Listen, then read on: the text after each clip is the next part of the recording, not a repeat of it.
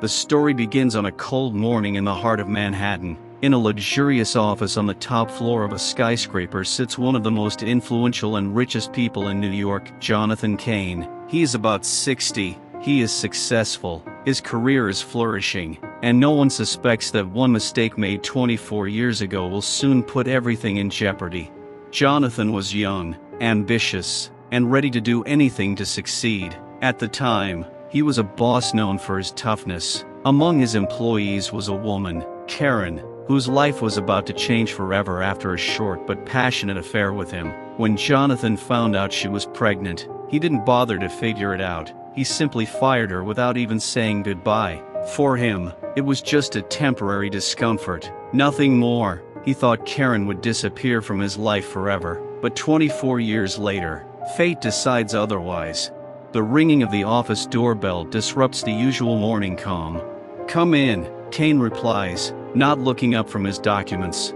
The door slowly opens, and a tall young man, his eyes blazing with hidden fury, walks into the office. Jonathan looks up, and immediately senses something strange about this young man. Something familiar, something from the past. Thoughts race through his head, but he can't quite put them together yet. "Mr. Cain," says the young man, "you may not remember me, but I am the one who has come to remind you of your mistake." This is where the fun begins. Who is this young man? What truth will he reveal?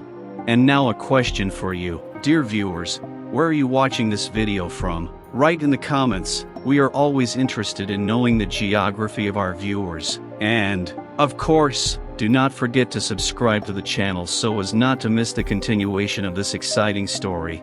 Jonathan Cain sat at his massive oak desk in the corner office of a Manhattan skyscraper. His hands slid habitually over documents, his head spinning with numbers, deals, and investment projects. At 40, he was already one of the most successful businessmen in New York, a man accustomed to controlling every minute of his life and the destinies of others. He knew the value of power and knew how to use it. Back then, 24 years ago, he was young and ambitious. The company he worked for was just starting to take off, and Jonathan worked tirelessly to make a name for himself. But with that came not only influence, but also temptation. Karen Brooks, a young black woman, began working for him in her early 20s. She was an executive assistant, smart, responsible, with a bright smile and a penetrating gaze that attracted many, including Jonathan himself. She always did her job impeccably, and although there was never any agreement between them, their relationship quickly moved beyond the professional. Their affair was brief and passionate, but secret. For Jonathan, it was just a distraction, a temporary connection amid a burgeoning career. But for Karen, it was different. She fell in love with him, even though she knew their relationship was doomed. When Karen found out she was pregnant, she was distraught. She believed Jonathan would help her, that he would be there for her. But when she came to him with the news, his reaction was far from what she expected. "You have to get rid of this," he said coldly, without even looking her in the eye. "This is our child, Jonathan," Karen said in a trembling voice, hoping that his heart would soften. "I can't let this ruin my career." He stood up, walked around his desk, and put his hand on her shoulder, but it wasn't a comforting gesture. "You need to go, Karen. You'll get compensation. I can't have you around the company anymore." Those words were a blow to her. Jonathan, the man she considered an important part of her life, simply got rid of her as an unnecessary problem. He fired her that same day, leaving her alone with her future. Karen tried to contact him several times, but all her attempts met a wall of indifference. She left the city to start a new life, raising a child alone. Years passed. Jonathan had reached the pinnacle of success. His name had become a symbol of power and influence. He rarely thought about Karen in that situation, convincing himself that he had done the right thing. But something had changed in his life. He never married. Although he had many affairs, there was an emptiness inside him that he did not like to think about. And then, 24 years later, a young man suddenly walked into his life. It was an ordinary day, meetings, calls, deals. But when the secretary announced the visit of a certain Michael Brooks, Jonathan frowned. The name seemed vaguely familiar, but he couldn't immediately place it. He invited him in. The office door opened quietly and a young man walked in, tall, with dark skin and a stern gaze. He was about 24, impeccably dressed, but there was an inner strength and confidence in the way he moved. "Mr. Kane," he said in a calm but firm voice, moving closer to the table. "Yes, how can I help you?" Jonathan put the papers aside, looking at the guest with slight suspicion. "We need to talk about what happened 24 years ago," Michael said, and the words hit Jonathan in the chest. Suddenly, all the pieces of the puzzle fell into place. The young man standing before him was his son, the one Jonathan hadn't even wanted to think about all these years. From that moment on, the silence in the room became oppressive. What happens next? What future awaits these two people, after so many years? Viewers, where are you watching our story from? Write in the comments from which city or country you are following this drama, and don't forget to subscribe to the channel so you don't miss the continuation. Michael Brooks stood before Jonathan Kane with an expression that could not be simply described as anger. There was a mixture of determination and deep disappointment in his eyes. Jonathan felt his heart beat faster. He knew that he would have to answer for what he had done all those years ago. "Do you know who I am?" Michael asked, not taking his eyes off Jonathan. Jonathan nodded. He knew Michael wasn't just someone's son, he was his own child, the product of a fleeting connection he tried to forget. The memory of Karen and their past loomed in his mind like a ghost he'd long since refused to face. "I know," Jonathan said, trying to remain calm, "and I understand why you're here, but let's talk calmly. What do you want?" Michael looked at him with disbelief. Calmly, he chuckled. "Do you think that everything can be solved with one conversation? You fired my mother when she was pregnant and didn't even bother to think about the consequences. You avoided responsibility for your actions. Now I've come to sort this out." Jonathan felt his knees buckle slightly. Deep down, he knew Michael was right. His actions had put Karen, who hadn't had an easy start, in a difficult situation, and now her son, the embodiment of the mistake he had long wanted to forget, stood before him, demanding justice. "I can't change the past," Jonathan said, trying to maintain his composure, "but I'm willing to help you. How exactly do you want to do that?" Michael chuckled, and there was something icy in his smile. "I didn't just come for compensation or money. I want you to understand what you did, and for everyone to know the truth." At that moment, Jonathan noticed that Michael was holding a folder of documents. He opened it and pulled out several photographs. They showed Karen and a small boy against the backdrop of a dark city, in which they seemed to be fighting invisible enemies. One of the photographs, taken in recent years, showed Michael as an adult, standing next to a woman Jonathan would recognize among thousands. It was Karen. "I've spent years trying to get justice," Michael said, pointing to the photographs. "My mother never spoke of you, but I found her notes, her documents, her writings. All of it is evidence of how you destroyed her life." Michael pulled out more documents from the folder, legal papers and letters. This was material that could expose Jonathan to the public. His fears were confirmed. Michael had clearly prepared for this meeting. "You realize that these documents could be your public embarrassment?" Michael continued. "I can have your reputation destroyed. Not only will you have to deal with cases in court, but you'll also have to watch your darkest secrets be exposed." Jonathan knew that if these documents became public, it could not only ruin his career, but also ruin the lives of his loved ones. Michael saw it in his eyes and continued. "This is just the beginning. I want you to understand that your actions had consequences, and for you to pay for what you did. But most of all, I want you to acknowledge your guilt."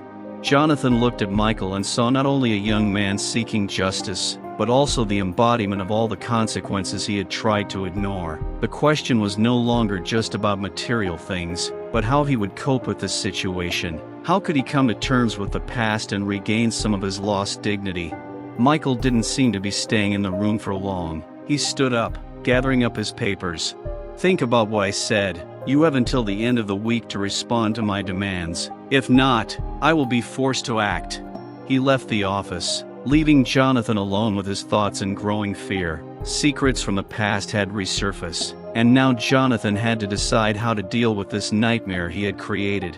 After Michael left the office, Jonathan was alone, his thoughts whirling. The ticking of the clock on the wall was particularly loud in the room. Jonathan stood up, walked to the window, and looked out at the city, which seemed to be free of any hardship. Lights flickered in the distance, reflecting its former glory, but now they reminded him that his empire was in danger. He sat back down at the table and began to look through the documents Michael had left behind. The documents were meticulously prepared and organized. Among them were scans of Karen's old letters, medical records, photographs, and a list of meetings she had attempted to have with him to discuss the situation. Jonathan noticed that some of these letters had clear dates and locations of where Karen had attempted to contact him, confirming her sincerity and desire for justice. The full scope of his actions made him shudder. He remembered Karen, her bitter expression, her eyes full of hope and fear. Now, almost a quarter of a century later, her shadow loomed over him again. Jonathan was struck by the way Michael had carefully sorted through the documents and photographs, each element carefully calibrated to present her in the most sacrificial light. An idea popped into his head. Maybe he could find a way to resolve the situation without a public scandal. He knew that if Michael decided to act, he would face accusations in the media and in society, which could completely destroy his career and reputation. He dialed his lawyer, Richard Hartman, who was his right-hand man in legal matters and corporate crises. "Richard, I need to see you urgently," Jonathan said when he answered the phone. "This is a very delicate matter and I can't discuss it over the phone." "Sure, Jonathan. Can we meet in your office in an hour?" "Excellent. I'll be waiting for you," Jonathan replied, unable to hide the tension in his voice. An hour later, Richard Hartman walked into the office. He was a middle-aged man with stern features and a businesslike expression that always betrayed his ability to remain calm in difficult situations. "Jonathan, what happened?" Richard asked, noticing his worried state. Jonathan handed Richard the folder of documents Michael had left behind. The lawyer began leafing through them, his face becoming increasingly focused. "This is serious," he said when he had finished reviewing the materials. "Michael has clearly done his homework. He has collected all the evidence he can and it appears he plans to use it to destroy your reputation." "I can't let this get out," Jonathan said, standing up and pacing around the office. "I have to do something to stop him. But how?" Richard thought for a few seconds, then suggested, "You could try to talk to Michael. Maybe you can find some kind of compromise that would suit both parties. For example, you could offer him financial compensation or help with something else that would help him and his mother. Perhaps this would help you avoid a public scandal." Jonathan nodded, knowing that it was a reasonable suggestion, but the question was running through his mind. What kind of compromise would be enough to satisfy Michael while still protecting his own interests? "I'll try," Jonathan said, rising from the table, "but I need more information. Who else might be involved? Does Michael have supporters or helpers who might be able to influence the situation?" Richard shook his head. "I don't know, but I'll try to investigate to find out who else might be involved. It might help you prepare for possible twists in this situation." After Richard left, Jonathan was alone again. He looked at the documents again, and his gaze fell on one photograph. It showed Michael surrounded by several people who looked like lawyers or activists. This confirmed his suspicion. Michael had not acted alone, and his position was supported by someone else. Jonathan felt that the situation was getting more complicated. He knew that he was in for a tough and difficult fight, but he was determined to find a way out of this crisis with minimal losses.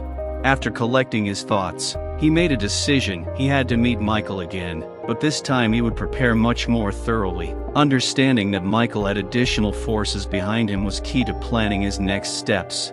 Jonathan took a deep breath and dialed Michael's number, preparing for the next stage of his fight. Jonathan Kane sat in his office, the silence especially heavy. He knew he had a difficult conversation ahead of him with Michael, but right now he feared more than anything what lay beneath the surface. The realization that Michael might represent more than just a personal disappointment, but a symbol of long-term systemic injustice, had hit him hard.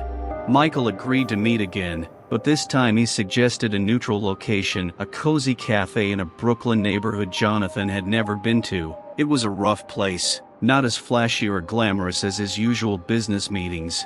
When Jonathan entered the cafe, he saw Michael sitting at a table by the window. He was dressed in a simple shirt and jeans, but there was a clear confidence in his demeanor. Michael stood up as Jonathan approached, and they both sat down at the table. "Thank you for coming," Michael said, without delaying the conversation. "I wanted to talk not only about what happened between us, but about the larger issue." Jonathan nodded silently. Looking at Michael, he felt that this conversation could open up new dimensions to their conflict. "You know," Michael began, "what happened to my mother wasn't just a personal tragedy. It's part of a bigger picture. You didn't fire her just because she was pregnant. You did it because she was black. And your reaction, your indifference, was all part of a system that is tearing society apart." Jonathan froze. He knew Michael wasn't just blaming him for one mistake. He was questioning a system in which he had been an active participant. The accusation struck him like a sharp blow. "Do you think I was biased?" Jonathan asked, trying to remain calm. "Not just bias," Michael replied. "I think you were part of a system that always chose to protect those who were privileged, while ignoring the rights and needs of those who were unable to protect themselves. My mother was one of those who faced this every day." Jonathan felt his inner resistance begin to weaken. He remembered how there had been instances in his company where minority employees had received worse working conditions and more hardships. Maybe he himself, without realizing it, was part of this system. "But that doesn't mean I was a conscious racist," Jonathan tried to justify himself. "I was just trying to protect my business." "That's what makes the system unfair," Michael interrupted. "People like you who are trying to maintain your status and wealth often don't see that their actions have far-reaching consequences. It's not just about your business, it's about people's lives." Michael opened the folder and pulled out several additional documents, articles, reports, and studies on how economic and social structures affected the lives of black people in the United States. Jonathan was struck by how deeply Michael had analyzed and researched the issue. This was not just a personal quest for justice, but a conscious fight against a system that was systematically destroying people's lives. "You can try to get rid of me and my mother, but the problem won't go away," Michael said, looking at Jonathan again. "I came not only for justice for us, but to show you that your problem is part of a larger system that needs to be changed." Jonathan felt his world beginning to crumble. The realization that he was part of this larger social injustice was a heavy blow. He knew that avoiding the problem or trying to sweep it under the rug would not help. This was the moment when he needed to face his mistakes and try to find a way to fix them.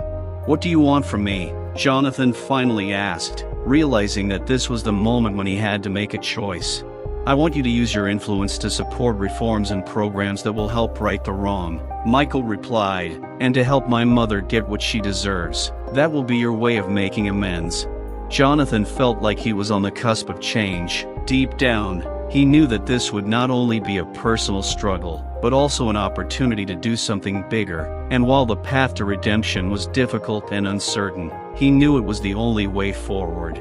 With this decision, Jonathan took the document from Michael's hands and began to analyze its contents. Now he must make a difficult choice that will determine not only his own fate, but the fate of many people affected by this conflict.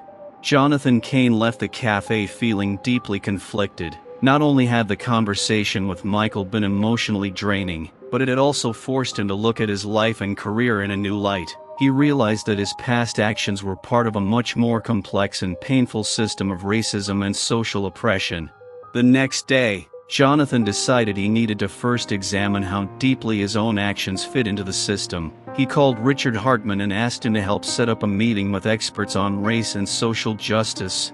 A few days later, Jonathan met with a group of activists and researchers specializing in racial justice, including Dr. Laura Morgan, a renowned sociologist who studies the impact of systemic racism on economic and social structures. The meeting was scheduled in his company's conference room, but the setting was far from formal.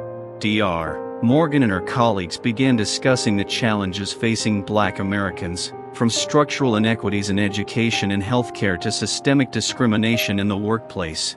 "The fundamental problem," Laura said, "is that the system is designed to protect those who already have power and resources. When someone from a minority group experiences hardship, like being fired for discriminatory reasons or not having equal access to opportunities, it's not just an incident, it's the result of long-term oppression."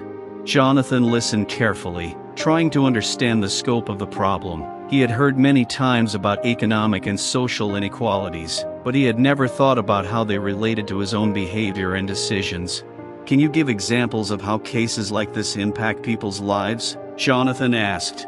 Dr. Morgan nodded and continued. "Of course. For example, workplace discrimination means that black employees are less likely to be promoted and are more likely to face lower wages than their white colleagues. This not only deprives them of career advancement opportunities, but also perpetuates economic inequality. Plus, such cases often create deep psychological trauma, which makes the situation worse."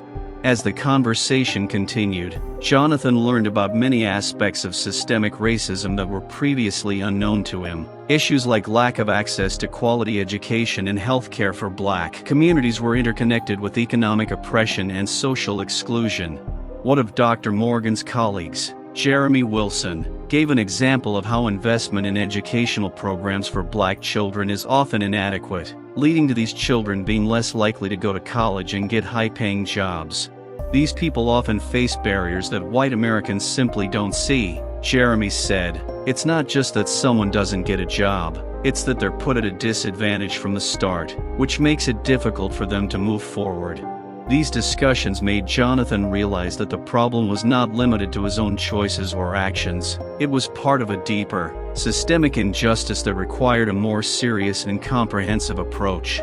Shortly after meeting with the experts, Jonathan decided to meet Michael again. He wanted to show that he was willing to take active steps to improve the situation. They arranged to meet at a local community organization working on racial justice issues. When Jonathan walked into the organization's office, he found it to be a hub filled with activists conducting educational workshops and supporting communities affected by systemic racism. Michael was there, waiting for him. "I looked at your records," Jonathan said, turning to Michael, "and I met with racial justice experts. I understand that my actions were part of a larger system that oppresses black people. I want to help change that." Michael looked at him with slight surprise, but his face remained serious. "What exactly do you want to do?" he asked. "First, I want to ensure your mother is compensated and has the resources she needs to recover," Jonathan began. "But that's just the beginning. I also want to use my influence to support reforms that address racial inequality. I'll work with experts and organizations to invest in educational and social programs that will help black communities." Michael nodded, relief appearing in his eyes. "This is a step forward," he said, "but remember, this is not just a formal action. This is a long-term commitment to actually change the system." Jonathan knew this was just the beginning of a long and difficult journey. He was prepared to face challenges and criticism, but he was determined to do everything he could to help fix the system he had once been entangled in.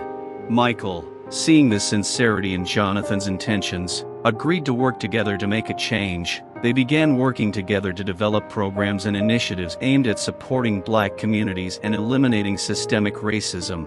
This collaboration was an important step for Jonathan, not only in his personal redemption, but also in the fight for a more just society. And although the path forward was difficult and full of obstacles, Jonathan knew that this was the path he had to take to finally try to right the wrongs he had made in the past. Over the next few months, Jonathan Kane and Michael Brooks worked to create and implement a program to combat racial inequality. Their collaboration was challenging, but it opened up new perspectives and possibilities. Jonathan began by conducting an internal audit of his company to understand what practices and structures might be contributing to racial inequality. He hired diversity and inclusion consultants to help identify weaknesses in his business practices. They began developing and implementing new hiring and promotion policies aimed at ensuring equal opportunities for all employees, regardless of race. One day, when Jonathan and Michael were working on a proposal to create a fund to support educational programs for black children, they encountered a number of new problems. During their discussions, Michael noted, "We need to be sure that these programs will actually work and achieve their goals. It is important that they are not just created for show, but that they have a real impact." To do this, Jonathan and Michael decided to engage community members and education experts to create a project that would truly meet the needs of their target audience. They organized a series of meetings with parents, teachers, and students from Black communities to learn what resources and programs would be most helpful. One of the key initiatives they developed was a scholarship project for students seeking higher education, as well as a mentoring and support program for school children. These initiatives were aimed at removing barriers to accessing quality education and career opportunities. At the same time, Jonathan realized that change was not limited to internal reforms and social projects. He also began to speak publicly about the problems of racial inequality and systemic racism. In one of the interviews he gave to a major news channel, Jonathan openly admitted his mistakes and talked about his path to understanding and correcting these problems. "I've always considered myself a fair and just person," Jonathan said in an interview. "But it wasn't until I faced the consequences of my actions that I realized how deeply immersed I was in a system that promotes inequality. Now I'm committed to changing that and doing everything I can to help create a fairer society." Jonathan's words caught the attention of the public and caused a mixed reaction. Some supported his efforts, while others criticized him for the changes coming too late. But Jonathan was determined to continue his work and not give up. Meanwhile, Michael continued his work to expand the network and resources for the program. He organized events where people from different communities could discuss issues and find solutions. Michael also worked to create a platform for people from Black communities to share their stories and experiences to raise awareness and inspire others to take action. One day Michael came to Jonathan with important news. "We have received an offer from a foundation that wants to support our program," Michael said. "They are willing to provide us with significant funding to expand and strengthen our initiatives." Jonathan was delighted, but he also knew that this was not the end of the job. "That's great news, Michael, but we must continue to improve and adapt our programs so that they truly meet the needs of the people we want to support." Michael nodded and added, "We must also remember that this is only one step towards real change. We need to continue to address systemic issues and work to make our projects sustainable and effective in the long term." The work Jonathan and Michael were doing was just the beginning. They knew that real change would take more time, effort, and collaboration, but every action they took brought them closer to their goal of creating a more just and inclusive society. One evening, during a team meeting, Jonathan shared his vision. "We have done a lot, but there is still more work to do. I believe that our efforts can be a catalyst for broader change. We should strive not only to correct our own mistakes, but also to create a model that inspires other companies and communities to take similar steps." Michael agreed. "I think our cooperation can show that change is possible if we have a sincere desire and willingness to work together. We must remember that every step forward is a victory for all of us." And with that understanding, Jonathan and Michael continued their work, striving not only to right the wrongs of the past, but to create a more just and equal future. As time went on, the project Jonathan and Michael had been working on began to bear fruit. Educational programs and scholarships began to take hold, and the results were encouraging. But even as their work progressed, Jonathan and Michael were not oblivious to what had started their collaboration: Michael's mother, Karen Brooks, and her fate after she was laid off. Karen was at her wits' end when she was laid off. The situation at Jonathan's company was critical not only for her but also for her family. She was the sole breadwinner, and her job loss left her financial situation extremely precarious. Karen tried to find a new job for several months, but the discrimination and prejudice she faced made her search difficult. Karen didn't just lose her job, she also faced social isolation and psychological pressure. The constant rejections and feelings of injustice had a significant impact on her psycho-emotional state. Without support and financial resources, she found it difficult to cope with this burden.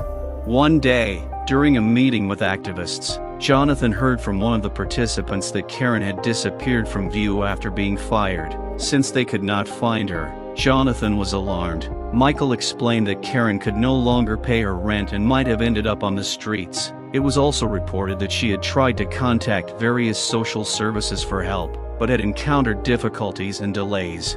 This information prompted Jonathan to decide to do everything he could to find Karen and help her. He began investigating. Using his company's connections and resources, Jonathan contacted local social services and nonprofits that might have information about Karen.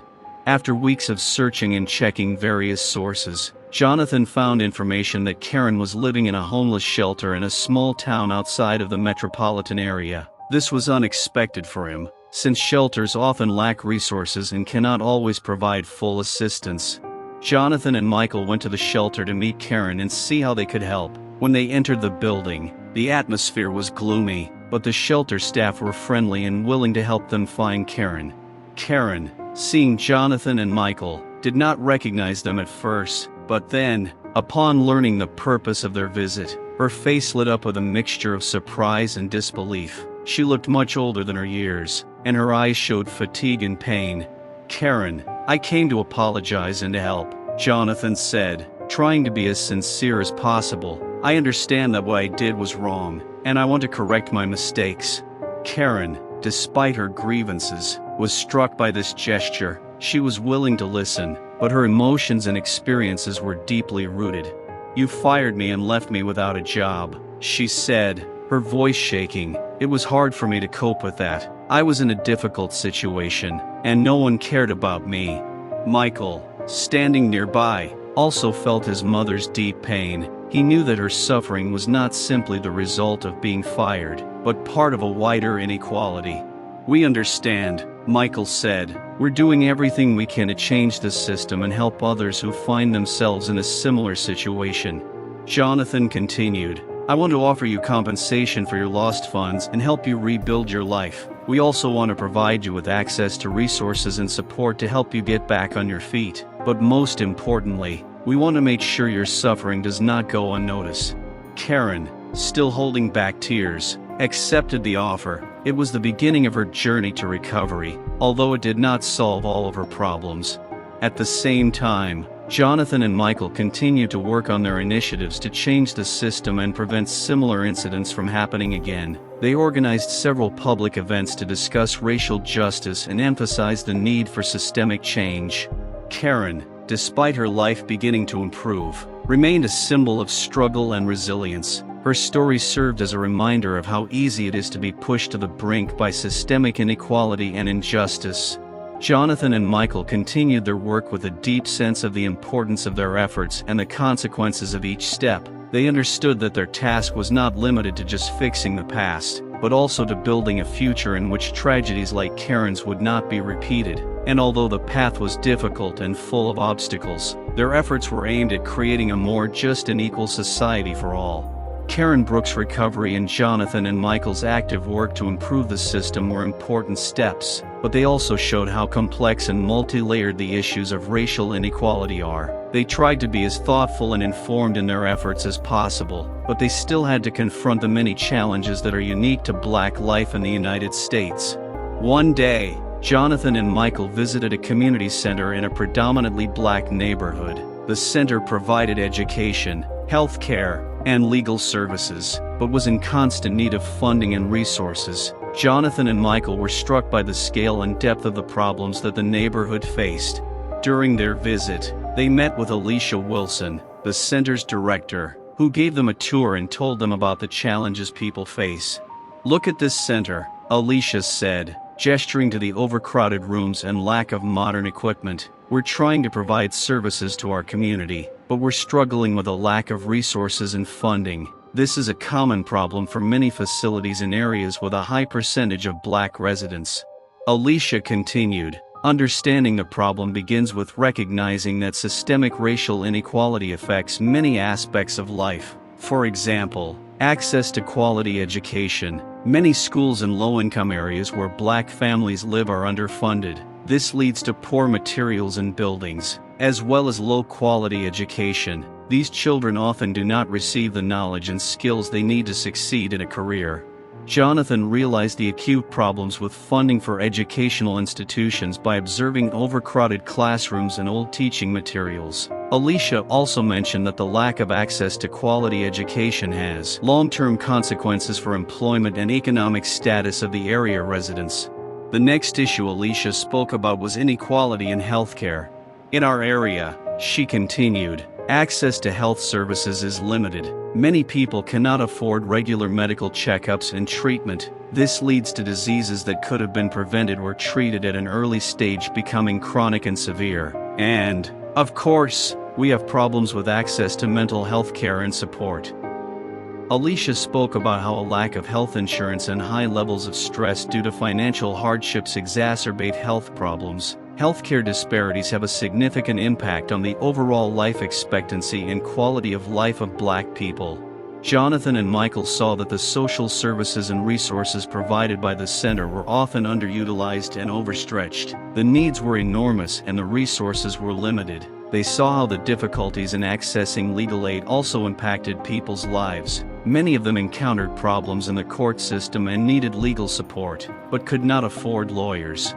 We also face problems related to justice, Alicia noted. For example, many Black people are discriminated against in court. This manifests itself in harsher sentences compared to white defendants for similar crimes. Our organization tries to provide legal assistance, but due to a lack of funds and resources, the possibilities are limited. These issues hit Jonathan hard. He saw how systemic issues intertwine and reinforce each other, creating conditions in which Black people face multiple challenges and barriers. Inspired by what they saw, Jonathan and Michael decided they needed to be more focused. They began developing a strategy to support community centers and educational programs, as well as to raise additional funds for health care and legal aid. They also proposed creating task forces to assess and address local issues so that resources could be directed where they were needed most. Jonathan and Michael knew their work had to go beyond financial assistance to include active engagement in policy and reform efforts. They began working with governments and NGOs to advance legislation to improve access to education and healthcare, and to eliminate racial discrimination in the justice system.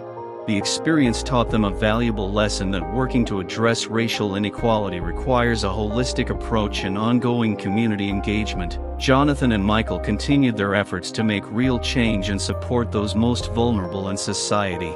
With each new project and initiative, Jonathan and Michael faced increasing difficulties. Their efforts to improve the situation of Black communities attracted attention not only from the public and authorities, but also from those who were against change. Conflicts began to mount, and hatred towards Blacks, hidden and overt, became more visible. One day, Jonathan received an anonymous threatening letter. The letter said that his work supporting Black communities was causing discontent among local residents and businesses. The letter contained insults and a demand to stop funding programs aimed at helping Black people. Jonathan was shocked, but he decided not to give in to provocation. He shared the letter with Michael, and together they discussed how best to respond to the threats. Meanwhile, the community center that Jonathan and Michael supported was in trouble. Vandalism suddenly occurred. Someone broke windows and damaged equipment. Angry and aggressive people left racist messages on the walls of the center. Alicia Wilson, the center's director, was shocked but tried to remain calm. "This isn't the first time we've faced aggression," she told Jonathan and Michael when they arrived on the scene, "but this was the worst. Not only are we losing resources, but we're facing sheer hatred." Jonathan and Michael organized an urgent meeting with local authorities and law enforcement to discuss security measures and ensure protection for the center. However, despite their efforts, they felt that some of the local authorities were not being proactive enough in investigating the incident. This led them to suspect that the local authorities might not be entirely sincere in their support. At this time, provocative posts and comments began appearing on the social network, directed against the initiatives of Jonathan and Michael. Users made posts accusing them of pushing the agenda of Black people and inciting racial hatred. These posts attracted the attention of radical groups, who began organizing rallies and protests against their programs.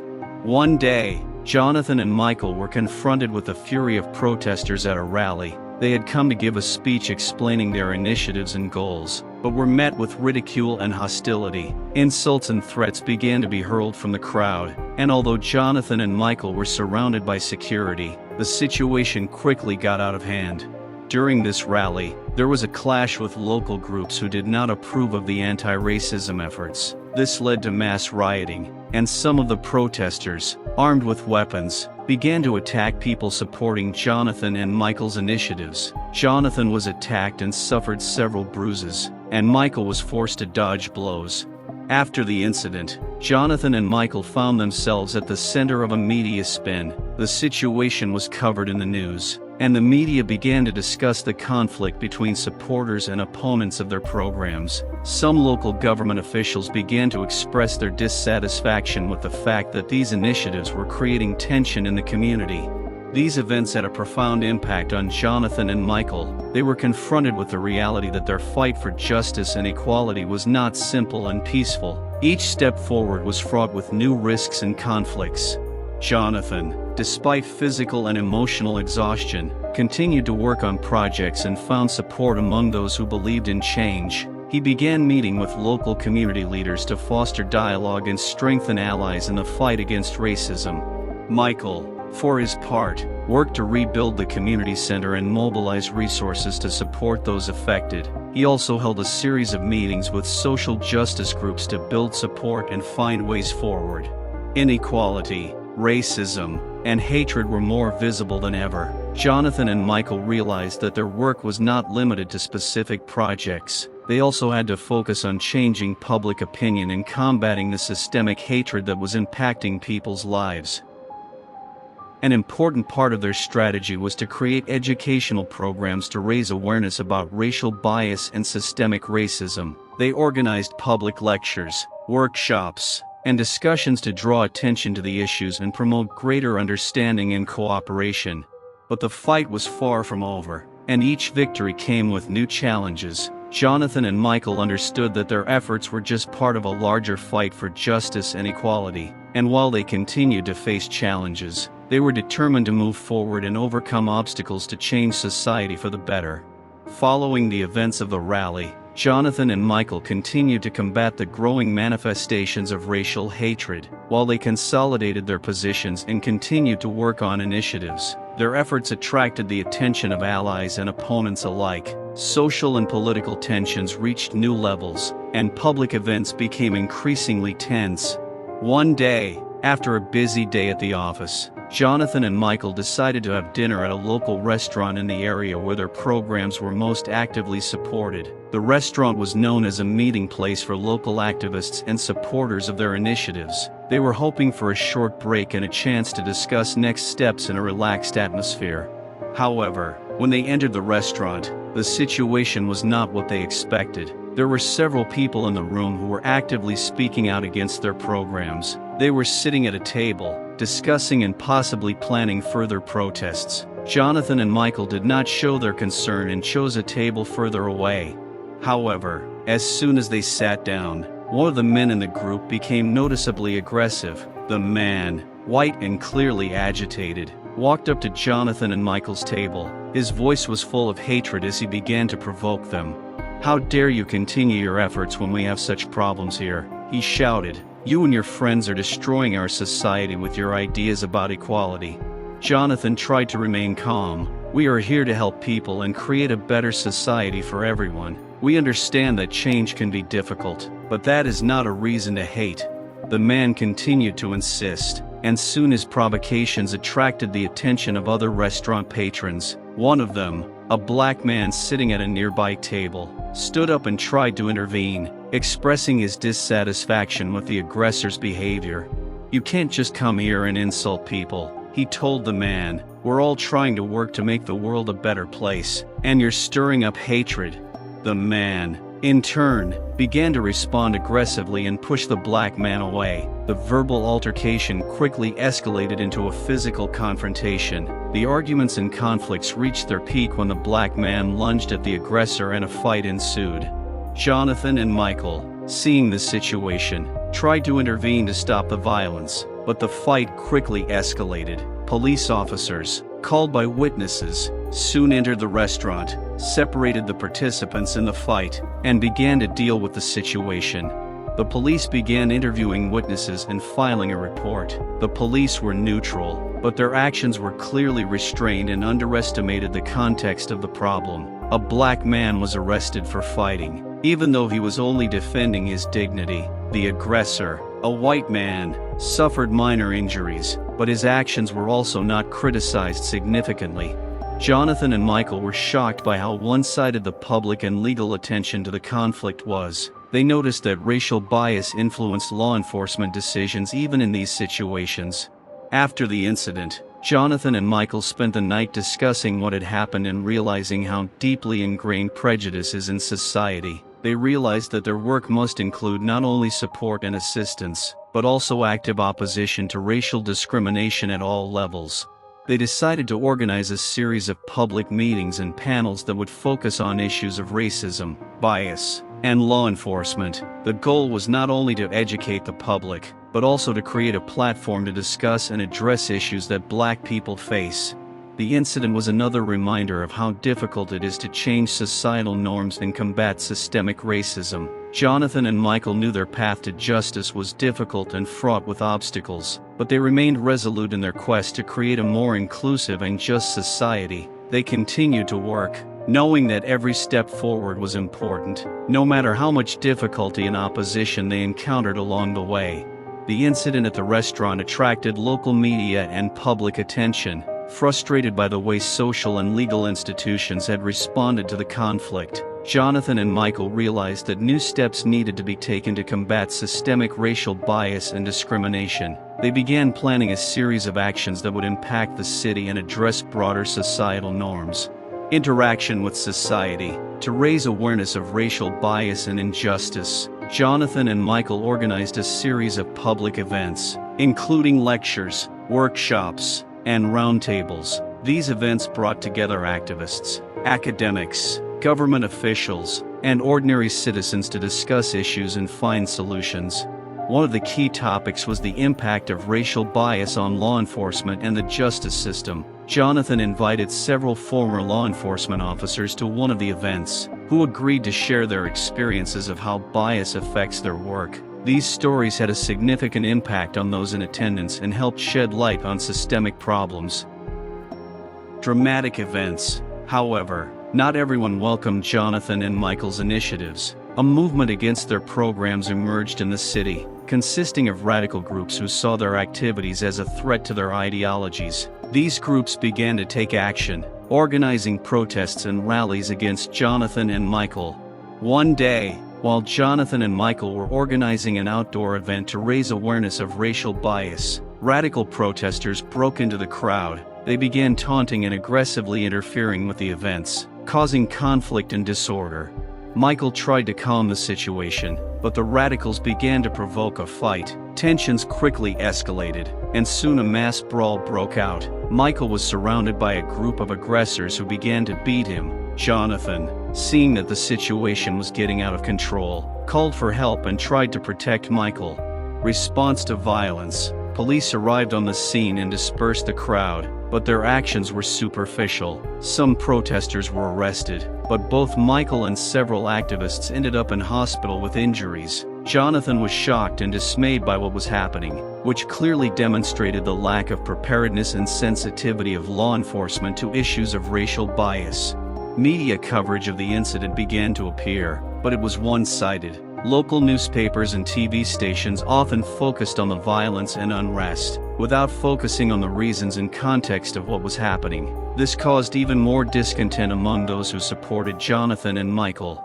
Countermeasures. After the incident, Jonathan and Michael decided to take even more action. They began working with legal experts and advocacy groups to strengthen their initiatives and raise awareness of Black rights. They also began conducting training for law enforcement agencies to raise awareness of racial bias and improve their interactions with the community. Together with local activists, Jonathan and Michael launched a campaign to raise funds for victims and rebuild community centers that had been targeted. They also organized a series of public discussions and roundtables to discuss racial bias and how to overcome it. Jonathan and Michael also held a series of meetings with the media to change the coverage of their work and to draw more attention to the issues of racial discrimination. They aimed to change public opinion and force the media to focus on the important aspects of their work, and not just on conflicts and violence. Personal growth. For Jonathan and Michael, these events were a personal test. Every day they faced new challenges and difficulties, but their determination to continue the fight only grew stronger. They realized that change takes time, patience and courage. Despite the challenges, Jonathan and Michael remained committed to their mission. They continued to work toward a more just and equal society, knowing that their efforts could only be part of a long and complex process of change. They knew that every step, every project, and every interaction would ultimately bring them closer to their goal of creating a society where racial bias and discrimination would be eradicated. After the events at the restaurant, Jonathan and Michael faced new levels of public pressure and conflict. Their efforts to improve the situation of Black communities continued to be met with fierce resistance. The problems they saw went deeper than just protests or vandalism. They went to the very core of Black life in their community. Jonathan and Michael decided to meet with local residents to better understand their daily struggles. They organized an event at a local church where many Black families gathered to discuss their daily challenges and share their stories. Monica, a young mother of 3, described her struggle to survive. She worked 2 jobs, but her income was still not enough to cover her basic needs. Her situation was typical of many in the area. Financial instability had become the norm. Monica described how she had to choose between paying bills and buying groceries, and how her children sometimes could not wear new clothes to school because they did not have enough money. These stories highlighted not only economic inequality, but also the stress and anxiety it brought. Other participants discussed the challenges in education. James, a teacher at a local school, showed Jonathan and Michael the state of the classrooms and materials. Worn-out books, overcrowded classrooms, and a lack of modern technology all impacted the quality of education children were able to receive. He explained how limited funding forced teachers to spend their own money on school supplies and upgrading materials. Healthcare was also a major topic of discussion. Alicia Wilson, the community center director, showed Jonathan and Michael a local clinic that served the area. The clinic was overcrowded and lacked the resources to provide quality health care. Waiting lists to see a doctor were long, and many residents could not afford regular checkups. This led to simple illnesses becoming chronic, with many seeking help only in the later stages of the disease. Alicia also noted that problems with access to health care were exacerbated by a lack of health insurance. As a result, many Black residents often could not afford treatment and preventive checkups, which only exacerbated social inequality. Jonathan and Michael realized that their work required more than just financial support, but also a deep understanding of systemic issues. They began to tailor their initiatives to address broader social issues, such as improving funding for education and expanding access to health care. Working on these issues was complex and required long-term commitment. Jonathan and Michael continued to work to build public awareness and support for reform, understanding that systemic change was about more than just financial aid. It was a fight for justice and equality at all levels of society. Together with local activists, they organized fundraising campaigns for educational institutions and health centers, and began working to improve political and social awareness. They continued to face resistance and bias, but every action, every project, every interaction with the community brought them closer to the goal of creating a more just and equal society. After Jonathan and Michael immersed themselves in working to improve the plight of Black communities, they continued to meet with residents to better understand their daily struggles and challenges. One person who left a special impression was Monica's 17-year-old son, Jaden. Jaden was a teenager who always tried to stay afloat despite the difficulties his family faced. He was smart and determined, but in recent months his life had become even more difficult. Jonathan and Michael decided to meet with Jaden to better understand how difficult social conditions were affecting his future. At the meeting, Jaden spoke openly about his life and how he feels in conditions of constant stress and uncertainty. He shared how difficult it was for him to cope with the consequences of discrimination and social injustice. "My mom always told me to study and try my best to change my life, but every time I see how hard it is for her, I realize that even if I try my best, nothing will change," Jaden said with sadness in his voice. "I see her working 2 jobs to provide for us, but despite that, we still barely make ends meet. I have dreams, but sometimes I feel like they are unattainable."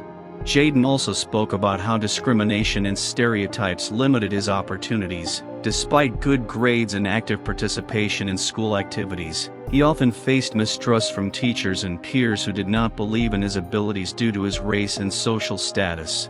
I'm constantly told that I should be grateful to be in school at all. Jaden continued, and while I know I have a chance, I feel like because of my race and the neighborhood I come from, I'm going to have to work 10 times harder to get where I am. Jaden also talked about his fears about the future. He worried that despite his best efforts, he would not be able to go to college or find a good job because society had already put him at a disadvantage. These thoughts and fears weighed on him daily, creating a feeling of hopelessness and anxiety.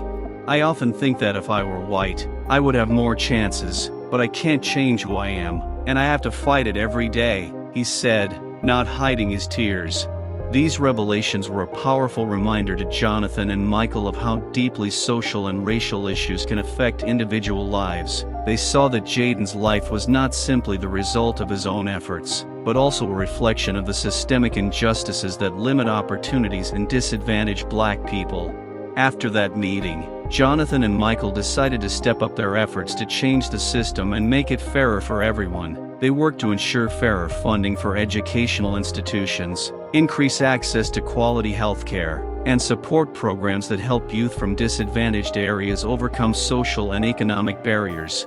They also began working with organizations that provide scholarships and mentoring for students from difficult circumstances. Like Jaden, they understood that real change required not only structural reforms, but also personal support for those who face daily challenges. Jaden and his mother became symbols of the fight for justice and change. They inspired Jonathan and Michael to take new initiatives and helped them understand the importance of acting not only at the political level, but also in their personal lives, supporting those who need help. Every action, every initiative, and every effort they took was aimed at creating opportunities for those who face discrimination and social injustice. Jonathan and Michael continued their work knowing that their mission was not only to fight for equality, but also to support those who face difficulties every day. Jaden often thought back to his mother, Monica, working tirelessly to provide for their family. His memories of that time were filled with hardship and deprivation, and he understood how difficult it was for her.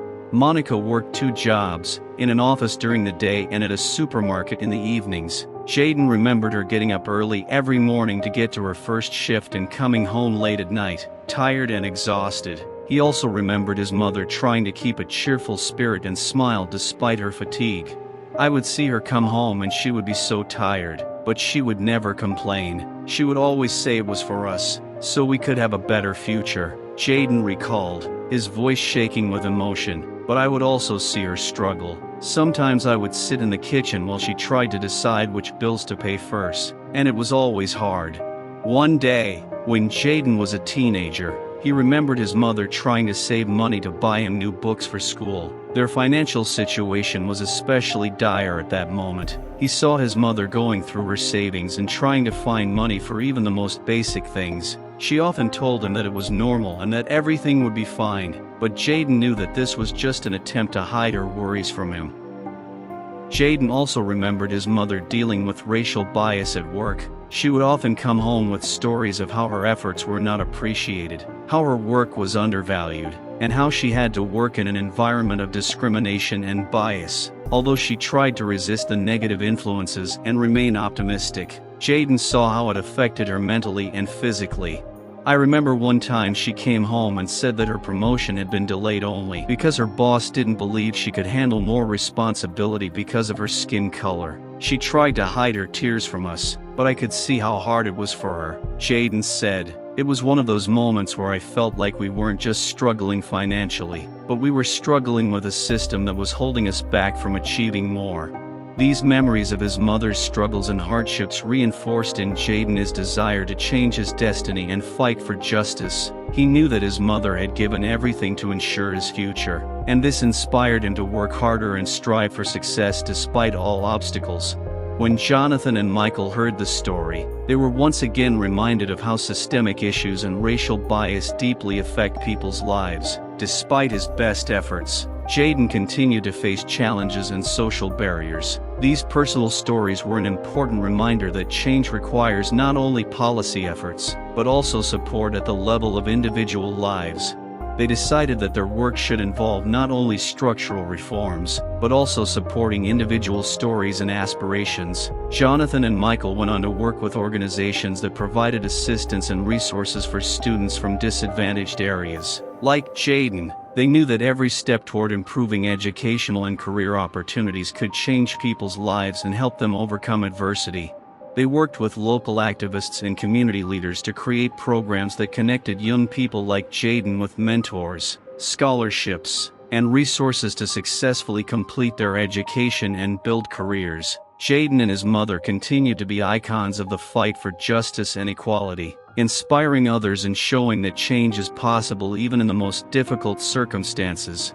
Jonathan and Michael knew the road to justice was long and difficult, but they were determined to continue their work, supporting those who faced hardship every day. They knew that their efforts could create a more just society, where everyone would have an equal opportunity to achieve their goals, regardless of their race or social status. After Jaden opened up about his mom, Jonathan and Michael decided to dive deeper into her personal struggles. They learned more about how difficult it was for Monica to deal with the multi-layered issues that affected her life. Monica worked 2 jobs to support her family, in an office during the day and in a supermarket in the evenings. Jonathan and Michael got to see her life from the inside, and it was amazing. Monica often came home exhausted and worn out, but even then she tried to stay cheerful. She cooked dinner for Jaden despite her fatigue, and always found time to support him in his studies and life. One day, Jonathan and Michael visited Monica at home to see how she was coping with her financial difficulties. In their presence, Monica opened up about her finances and showed them how she budgeted. It was a touching moment as they saw how she tried her best to save money. She carefully planned her purchases to have enough for the bare necessities, and often foregone her own needs for the sake of Jaden's well-being. Moreover, Jonathan and Michael learned about the difficulties Monica faced at work. In her day job in an office, she faced discrimination and bias from her superiors. She often went home feeling that her efforts were undervalued simply because of her race. Monica spoke about how she had to work in an unfair environment, where her ideas and suggestions were not taken seriously. Her second job at a supermarket was even more challenging. She faced constant workload and a lack of respect from some customers and coworkers. This was especially difficult for her because she was trying to be as productive as possible at both jobs to provide for her family, despite the relentless physical and emotional fatigue. Monica also shared her feelings about how her difficulties affected her relationship with her son. She often told Jaden that he should be proud of himself and not let himself get discouraged. But at the same time, she felt that her own difficulties affected their family happiness. Jaden saw how his mother was often depressed and tired, and this feeling of helplessness and anxiety was transmitted to him. Monica said her difficulties were compounded by the racial biases she faced at work and in her daily life. She often faced mistrust from colleagues and clients who doubted her abilities and professionalism simply because of her race. These biases often resulted in her having to work twice as hard to prove her worth. When Jonathan and Michael saw how hard it was for Monica to deal with these issues, they realized how important it was to continue to fight for justice and equality. These personal stories of struggle and hardship highlighted that change in society must take into account not only structural aspects, but also the personal challenges of those who face discrimination on a daily basis. Monica continued to be a symbol of resilience and determination despite all the obstacles. Jonathan and Michael decided that their efforts had to include supporting people like Monica and helping to create systems that would promote justice and equality. They knew that every step toward improving the lives and opportunities for people in disadvantaged communities made a huge difference. To this end, they continued to work on creating programs that supported families like Monica's and combated racial discrimination. They understood that real change was only possible when society recognized and acknowledged the complexities and challenges that individuals faced and took real steps to improve their lives. Monica continued to experience enormous challenges in her daily life, and Jonathan and Michael realized that her struggles reflected broader issues that many Black people face. They decided to document her story and raise important issues to show how systemic injustice and racial discrimination impact Black communities and what can be done to change it. Monica said that daily life for her and her family was filled with a constant struggle to survive. In addition to the financial difficulties that were commonplace, she faced another layer of difficulty: racial bias and discrimination. These issues became part of her daily life and affected her self-esteem and confidence in the future. At work, Monica faced unequal treatment and doubts about her abilities simply because of her race. This was especially difficult because her job was not only physically demanding, but also constantly emotionally taxing. She often faced contempt and humiliation, which made her feel less than she actually was.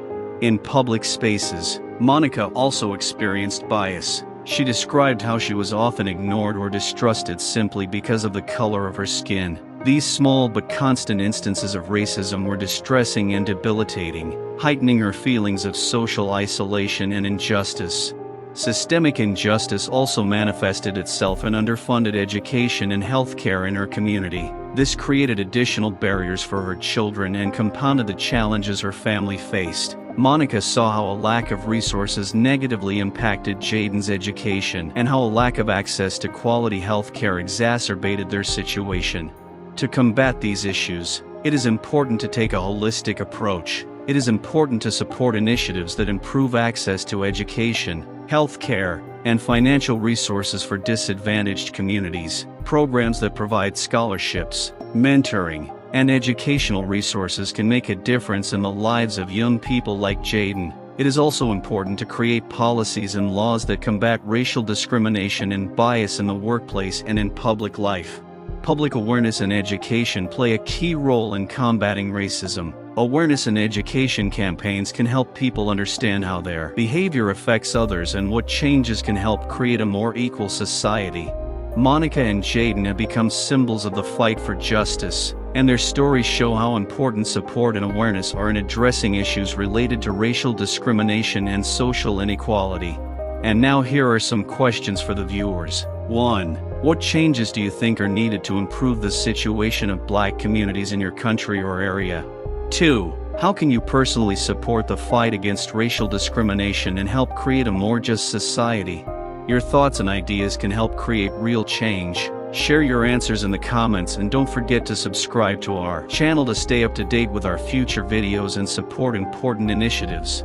The story of Monica and Jaden is more than just a story of survival. It is a tale of resilience, courage, and the profound impact that systemic injustice and racial discrimination can have on people's lives. They have become symbols of those who face daily challenges and overcome them with incredible tenacity and hope for a better future.